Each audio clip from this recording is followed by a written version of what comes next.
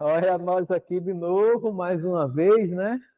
A gente vai começar aqui essa aulinha para a gente finalizar conjuntos numéricos, né? Só relembrando, na aula passada, a gente estudou os números naturais, os números inteiros e os números racionais. Na aula de hoje, a gente vai estudar o conjunto dos números racionais um pouquinho para finalizar, tá? Ficou faltando uma atividade e os números irracionais e os números reais. Com isso, a gente finaliza o conjuntos numéricos de uma maneira geral. Beleza? Vamos lá para o livro, para a gente poder se localizar. Já tem algumas atividades aqui que eu anotei, que foi exatamente isso que ficou faltando sobre números racionais. Daqui a pouco eu explico, mas vamos primeiro dar uma olhada no livro. Ok? Deixa eu pegar aqui, compartilhar a minha janela, para a gente poder se localizar. Espero que vocês estejam gostando da aula, espero que a qualidade do áudio esteja melhor, né? Acredito que já está carregando aí para vocês, se não já carregou, mas já deve estar aí pronto aí para vocês. Pronto, então números racionais, né? A aula passada a gente esqueceu de dar uma folheada aqui, estamos, só para se situar, pessoal, estamos aqui na página 29, beleza? E aí, a gente revisar o que foi visto na aula passada, né? Ó, os números racionais é o conjunto maior, tá vendo aqui? Deixa eu subir um pouquinho. O conjunto racional maior. Dentro dele, a gente vai ter os inteiros. E dentro dos inteiros, a gente vai ter os naturais, né? Foi esse diagramazinho aqui que a gente finalizou a aula passada, né? Lembrando que os números racionais são todos os números que podem ser escritos na forma de uma fração. Com esse desenho, a gente sabe que o conjunto dos números naturais está contido nos inteiros que está contido nos racionais. Essa é a ideia, tá? E aqui a gente falou sobre esses subconjuntos, né? Também na aula passada. Aqui temos alguns exemplos, pessoal, ó, de números racionais. Aqui tem uma fração negativa, 33 é um número inteiro, 0,25, tudo isso aqui são números racionais. Não percebe que não tem como a gente escrever, né? Os números, todos os números racionais, porque são infinitos, infinitos de uma maneira bem maior do que os números inteiros, tá? Os números racionais. O que acontece, galera? O que ficou faltando? Ficou faltando a gente fazer essa conversão aqui de decimal para fração e de dízima periódica para fração também. A gente vai fazer isso na aula de hoje, que é chamado de fração geratriz, né? A gente tem um número decimal ou uma dízima periódica e a gente encontra a fração geratriz. A gente vai fazer isso daqui a pouquinho, tá? Só para finalizar aqui essa parte, né, para a gente fazer essa revisão aqui, olha aquela reta numérica que eu falei para vocês. Tá vendo que é a mesma reta dos números inteiros, só que além dos números inteiros, você tem os números que são quebrados, os pedacinhos, ó, que estão entre um número inteiro e outro. Perceba aqui, não tem como você escrever todos esses números, porque são infinitos. Então, entre o -4 e o -3, existem infinitos números. Então, entre cada números inteiros, existem infinitos números. Então, é bem complexo você escrever tudo, mas ele colocou aqui alguns exemplos em fração, em decimal, em dízima periódica, né? Esse tracinho aqui em cima significa que o 25 está se repetindo infinitamente, enfim.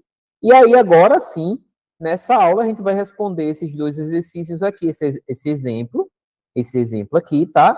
Eu vou responder de uma forma diferente da que está no livro, de uma forma mais simples e fácil para vocês.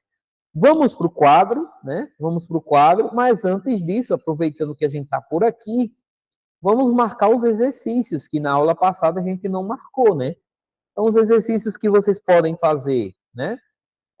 A partir do 42, da página 30, em diante, até a questão 52, do 42 até o 52. O 52 está na página 31. Então, página 30 e página 31, ou seja, do 42 até o 52, dá para vocês resolverem baseado no que a gente vai fazer hoje e no que foi feito na aula passada. Beleza, pessoal? Lembrando que, vou interromper aqui. Ok, acho que já foi, né? Já interrompeu. Lembrando que, caso vocês tentem fazer algum exercício, não consiga, o exercício referente a essa aula que eu acabei de marcar, vocês deixam no comentário e a gente vai responder, beleza? Deixa no comentário e a gente vai responder naquela aula que eu falei para vocês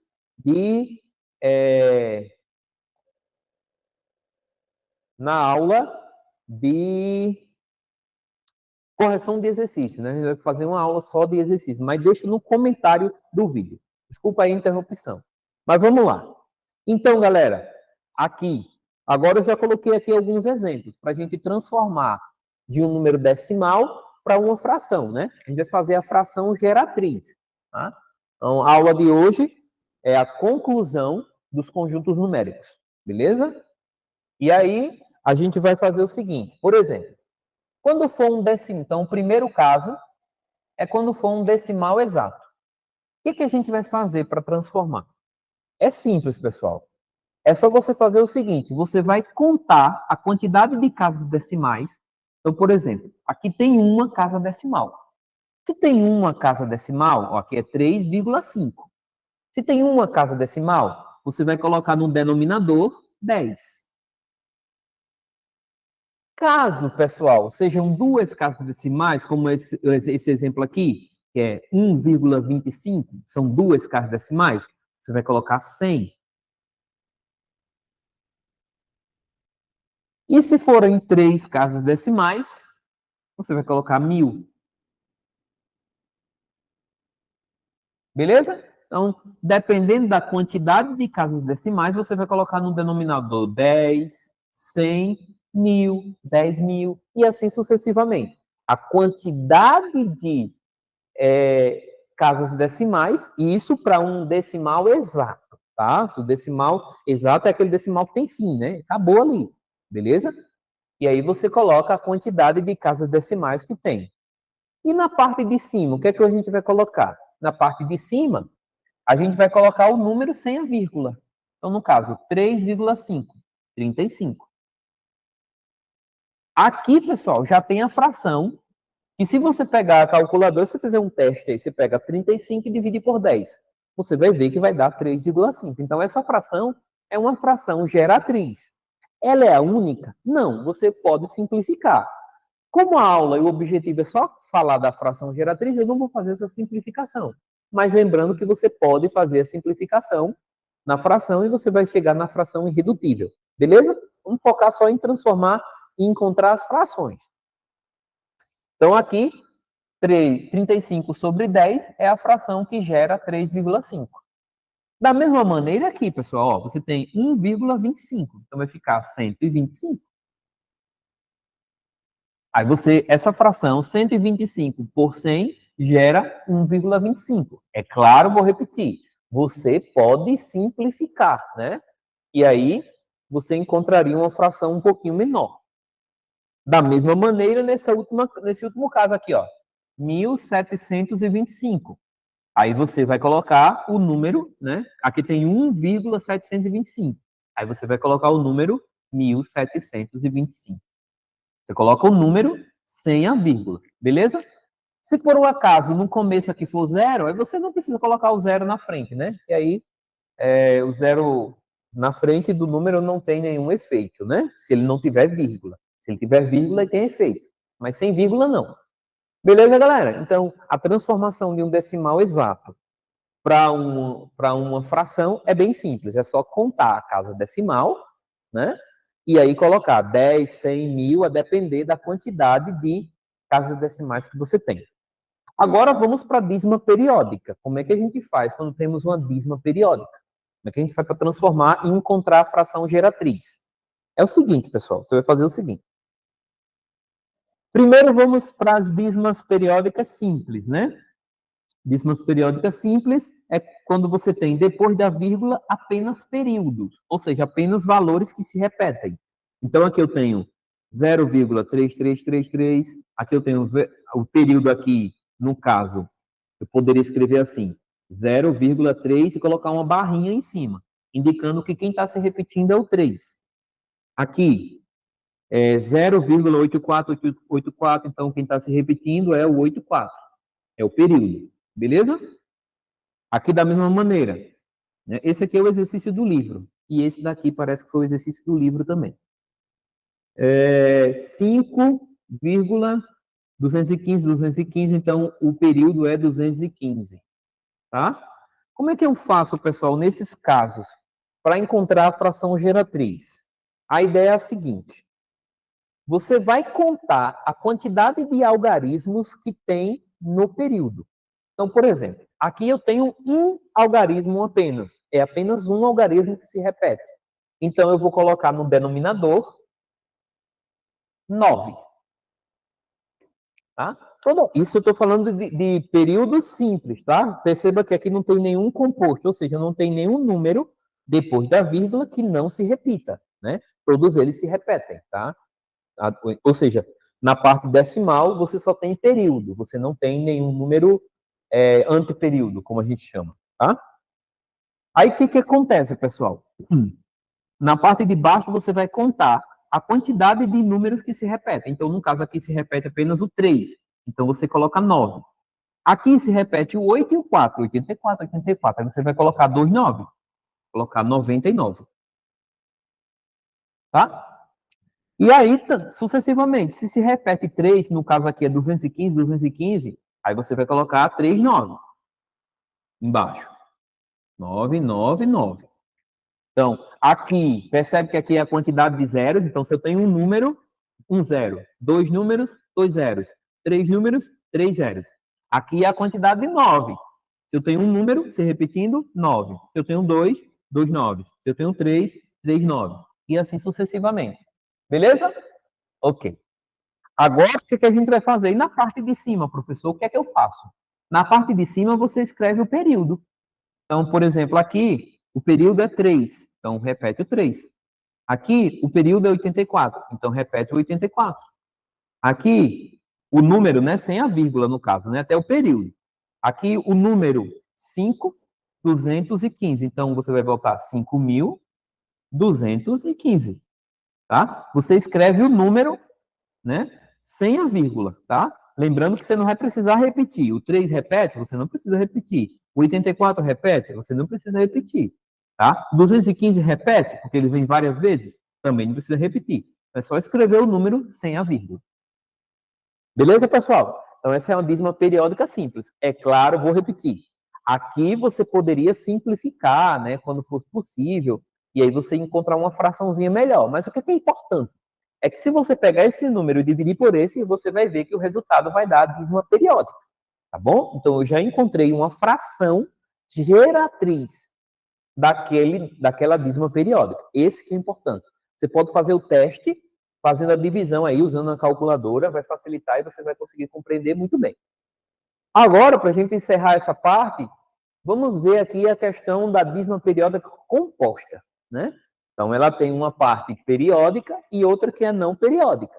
Então, por exemplo, aqui, ó, pessoal, essa dízima aqui, você tem 0,3 e o período é 5. Então, veja que tem um número que se repete, que é o 5, e tem um outro número que não se repete, que é um anteperíodo, no caso é o 3. Então, essa dízima ela é uma dízima composta, não é simples. E aí, como é que a gente vai proceder? Veja, vamos ver as outras aqui para a gente poder escrever tranquilinho e responder tudo de uma vez. Por exemplo, aqui, ó, 5, 3, 27 e 27. Então, aqui o número é 5, o 3 não se repete e o que vai se repetir é o 27. Então, o período é 27. Tá vendo que é composto? Ó? Tem o 27 que se repete e tem o 3 que não se repete. Da mesma maneira aqui, ó. Você tem aqui esse número. É 1, deixa eu até tirar o 5 aqui para achar que só estou usando o 3, né? Vou botar um 5 aqui, um 7, um 6, qualquer outro número. 5. Para não ficar igual, todo mundo igual, né? E aí, veja, aqui é 1,5 que não se repete, e quem vai se repetir depois na sequência é o 29. 29 é um período. Pronto. Beleza, pessoal? Como é que a gente vai continuar? Como é que a gente vai resolver esse tipo de questão quando for composta? A ideia é a seguinte, pessoal. Você vai seguir basicamente o mesmo padrão que a gente fez aqui anteriormente. Ou seja, se for um número que se repete, você coloca um 9 embaixo. Se forem dois números, que é o caso aqui é 2, você coloca 2 9. Aqui também é 2 que se repete, ó, 29, aqui é 27, aqui é 29, então é 99. Pronto. Na parte de baixo está resolvido, quase, na verdade, viu, pessoal? Está quase resolvido. Por quê? Porque tem uma pequena diferença. Aqui você não tinha anteperíodo. Aqui você tem. E aí o que é que o anteperíodo faz? Você tem que acrescentar um zero. Então, se você tem um anteperíodo, você coloca um zero. Se você tiver dois, você coloca dois zeros, e assim sucessivamente. Então, aqui eu tenho um anteperíodo, então eu vou colocar um zero ao lado do 9. Aqui eu tenho um também, eu vou colocar um zero ao lado do 99. Então, aqui eu também tenho um anteperíodo, então eu vou colocar um zero ao lado do 99. Se tivesse 2, 3, 4, a quantidade que tivesse é a quantidade de zeros que você iria precisar colocar. Tá? Repetindo. Você vai contar o período e vai colocar 9. Então, se for período com um algarismo, 9. Com dois algarismos, 9. Se for com três algarismos, 9, e assim sucessivamente. E depois você vai contar os anteperíodos. Se for um número apenas no anteperíodo, você coloca um zero. Se for dois números, 2 zeros, e assim sucessivamente. Beleza? E na parte de cima, o que é que a gente vai fazer? A parte de cima é a seguinte. Você vai pegar o número junto com o período, então no caso aqui 0,35, então vai ficar 35, menos a parte que não se repete. A parte que não se repete é 3, então menos 3. Então assim todos, ó. Aqui, vou pegar o número junto com o período, 5.327, menos o número que não se repete. No caso aqui, 53. Da mesma maneira aqui, ó. 1.529. Aí você vai pegar o número todo.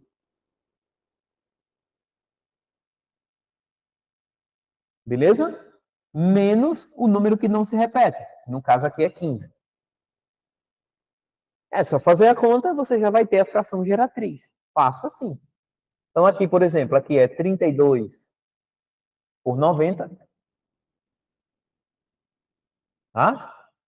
Esse outro aqui, vamos fazer 5.327 menos 53. 4, aqui 12 vai ficar 7, 2, 5.274. Que dá 5.274 dividido por 990. E o outro, 29 menos 15 vai dar 14, então vai dar 15.514. Dividido por 990. Então, essas foram as frações geratrizes. Se você pegar, vou repetir. Se pegar esse número e dividir por esse, o resultado vai dar exatamente essa dízima periódica. E assim sucessivamente. Pegando esse número dividido por esse, vai dar essa dízima periódica. E esse número dividido por esse, vai dar essa dízima periódica. Então, essa é a forma que a gente tem de encontrar a fração correspondente aos números decimais exato, dízima periódica simples e dízima periódica composta. Beleza, galera? Então, com isso a gente encerra o assunto de número racional, beleza? E agora a gente vai falar sobre números irracionais. Só beber uma água aqui rapidinho, para a gente poder dar continuidade.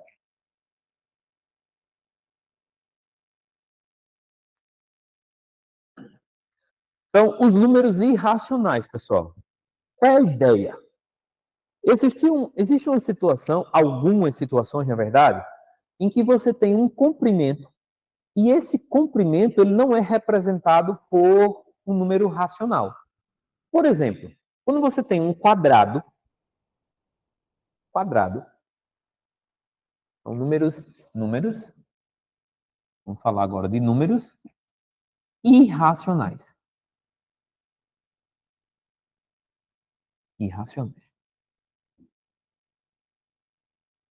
Quando você tem um quadrado de lado 1, vou colocar aqui um quadrado de lado 1.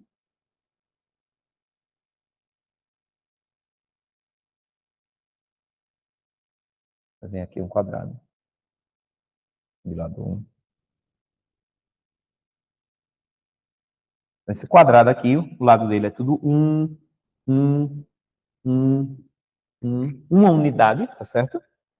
Você percebe que não existe nenhum número racional que você consiga expressar ou representar essa diagonal. Esse número aqui, pessoal, a gente hoje sabe, né? Porque foi criado aquele teorema de Pitágoras. A gente pode aplicar aqui o teorema de Pitágoras, que a gente estudou, né? E no bimestre passado. A gente vai perceber que esse número x, vamos colocar aqui, x ao quadrado, que é a hipotenusa, vai ser igual aos catetos ao quadrado, ou seja, 1 ao quadrado mais 1 ao quadrado. O resultado de x ao quadrado é igual a 1 mais 1. O resultado de x ao quadrado é igual a 2. E aí, pessoal, não existe nenhum número racional que o quadrado dê 2. O único número, passando aqui, como a gente lembra lá no assunto passado, é só passar esse 2 como raiz, vai ficar raiz quadrada de 2. E esse número, raiz quadrada de 2, ele não pode ser escrito como uma fração. Você não consegue escrever ele como uma fração. Ou seja, ele nem vai ser um número inteiro, aqui não é inteiro, nem vai ser um decimal exato, nem vai ser uma dízima periódica simples e muito menos uma dízima periódica composta. Ele vai ser um número totalmente aleatório. Você vai ter valores decimais, mas totalmente aleatórios e infinitos, tá? Então, esse número é um número irracional. Então, basicamente, pessoal, os números que a gente conhece, de uma maneira geral, ou ele vai ser um número racional, ou ele vai ser um número irracional. Os números racionais são aqueles que você consegue escrever como uma fração. E os números irracionais são todos aqueles que você não consegue fazer isso. Tá bom? Então, os números irracionais, na grande maioria, são as raízes que não são exatas. Então, perceba que os números racionais, ele tem uma representação, ou seja, tem um comprimento para ele, mas você não consegue escrever esse comprimento ou representar esse comprimento de forma racional, ou seja, utilizando uma fração. Você vai ter que utilizar uma raiz que não é racional. Beleza? E aí, você abre um leque de outros números. Com isso, você ganha os números reais.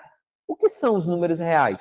E aí, claro, você também vai ter, né? Eu até esqueci de falar, nos números racionais, você também vai ter números opostos, tá? Você só não vai ter a ideia nos números racionais, nem nos irracionais, de sucessor e antecessor. Por quê? Porque sucessor e antecessor é uma ideia para números inteiros. Não vale para números racionais. E irracionais muito menos, tá? Agora você pode ter a ideia de oposto nos racionais e nos irracionais. Quando eu falo os racionais, eu estou falando daqueles racionais que não são inteiros, tá bom? Os racionais que não são inteiros, você não consegue oposto. Você não consegue oposto. Ou melhor, minto. Você não consegue antecessor e sucessor. Você só consegue oposto. Da mesma maneira nos irracionais. E aí, o que acontece, galera? Você tem a ideia de oposto. Por exemplo, qual é o oposto da raiz de 2? Menos raiz de 2. Qual é o oposto da raiz de 10? Menos raiz de 10. Tem um número irracional muito famoso, que é o número π. O número π é um número irracional que representa, né, que é representado pelo diâmetro, né, que é o comprimento aí, você vai ver, tem uma relaçãozinha bem bacana com o diâmetro. Quando a gente tiver um pouquinho mais à frente, a gente pode estudar isso. Então, o número π é um número irracional. Qual é o oposto do número π? Menos π. Qual é o oposto do número 3,5? Menos 3,5. Então, tudo isso que a gente fez com os positivos, que eu estou utilizando números positivos, ele vale também para números negativos. A diferença é que eu vou colocar o sinalzinho de menos. Beleza? E aí, pessoal, como eu estava falando, os números racionais, os números ou são racionais ou são irracionais. Não podem ser as duas coisas. Então, esses conjuntos, eles não têm interseção. Se a gente for fazer um diagrama, pessoal, pegar aqui um diagrama, a ideia é a seguinte, ó, você tem conjunto, vamos dizer aqui, o conjunto dos números reais, são todos os números que existem, né? Esses são os números reais. Ele vai ser uma junção de dois conjuntos. Uma parte irracional, essa parte aqui está a parte irracional. Vou colocar a letra I para representar. Essa parte é a parte irracional. E uma outra parte, pessoal, uma outra parte racional. Vou colocar essa parte aqui como sendo a parte racional. Essas partes, elas não se misturam, tá bom? Eles são conjuntos disjuntos. Ou o número vai ser racional, ou ele vai ser irracional. Ele não pode ser as duas coisas. A gente sabe que, dentro dos racionais, a gente vai ter os números inteiros, dentro dos racionais, e dentro dos inteiros, a gente tem os naturais. Beleza? Perceba aqui, nenhum número natural vai ser irracional, não está dentro, ele está dentro dos racionais. Nem o número inteiro está dentro dos irracionais. Não é possível, ele está dentro dos racionais. Quando a gente junta esses dois conjuntos, os racionais e os irracionais, a gente está montando o conjunto dos números reais, que é o conjunto de todos os números que a gente conhece e que a gente utiliza na grande maioria do estudo no ensino médio de uma maneira geral. Então, a gente estuda os números reais. Então, esse conjunto aqui é o conjunto dos números reais. Beleza? Isso que é a junção dos números racionais com os números irracionais. Racionais, posso escrever como uma fração. Irracional, não consigo escrever como uma fração. Na sua grande maioria, os irracionais são os números que têm raiz não exata. Fechou? Vamos voltar para o livro, ver se a gente está esquecendo. E aquelas simbologias, né? Também está valendo aqui. Se eu colocar um asterisco, significa que eu estou tirando zero. Se eu colocar um mais, significa que eu quero só os não negativos. Se eu colocar um menos, significa que eu quero só os não positivos. E assim sucessivamente. Tudo que a gente fez nos racionais e nos inteiros, aquela simbologia está valendo aqui também. Beleza? Vamos ver aqui se tem mais alguma informação no livro. Vou apresentar para vocês. E aí, caso a gente tenha alguma coisa, a gente já mostra aqui para vocês. Janela. Cadê a janela do PDF? Apareceu agora. Só um minuto, tá, pessoal? A janela do PDF apareceu aqui. Demorou um pouquinho para mim. Pronto. Acredito que já está dando para vocês verem aí, né, pessoal? Já está apresentando. Ok. Então, vamos ver aqui. Então, eu marquei o exercício 52, na página 31, até o 52. E aqui é o conjunto dos números irracionais, ó. Os irracionais, né? Ele coloca o mesmo exemplo que a gente fez, ó, lá do 1, né? Aqui, o mesmo exemplo. Não, na verdade é um exemplo da raiz, né? Um quadrado de área 2, você pega a raiz quadrada de 2. Aqui a do π, ó, o π vai ser o comprimento do arco, ou da circunferência dividido pelo diâmetro, vai ser sempre o valor de π.